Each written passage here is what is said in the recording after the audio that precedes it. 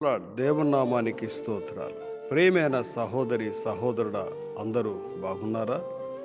ఉదయకాలమే లేచి ప్రభు పాదాల చింత మీ హృదయాన్ని కుమరించారా? భయపడవద్దు, ధైర్యంగా ఉండాలి.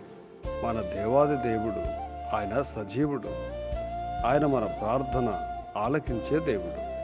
అవునండి, విశ్వాసంతో ప్రతిరోజు ప్రతి సమస్య దేవుడు పరిష్కరించాలని, మన సమస్యకు జవాబు దేవుడు ఇవ్వాలని ప్రార్థిస్తూనే ఉండాలి. మనము నిరుత్సాహం చెందనేకూడదు. దేవుని వాక్యాన్ని అధికంగా ప్రేమించాలి.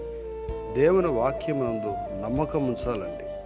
విశ్వాసంతో దేవుని వాగ్దానములను స్వతంత్రించుకొని దేవుణ్ణి స్తుతించాలి.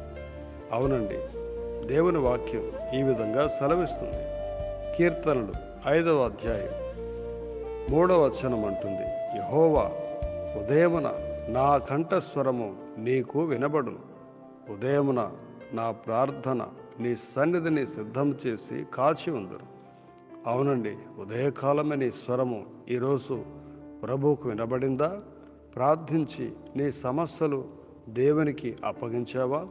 అవునండి, నీ ప్రాణాత్మ శరీరములను, నీ కుటుంబాన్ని, నీ పిల్లలను సమస్తం కూడా దేవాది దేవుని చేతులకు అప్పగించాలి. అవునండి, ఆయనే మనల్ని కాపాడే దేవుడు.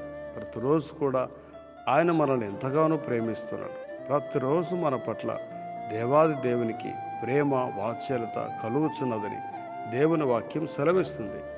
అందుకే భయపడవద్దు, ధైర్యంగా ఉండాలి. నిరుత్సాహం చెందనేకూడదు. విశ్వాసంతో ప్రార్థించి దేవుని ఆశీర్వాదాలు పొందుకోవాలి. దేవాది దేవుడు తప్పక ఆలస్యమైన జవాబిస్తాడు. విశ్వాసంతో ప్రార్థించు, దేవుని ఆశీర్వాదాలు సమృద్ధిగా పొందుకో.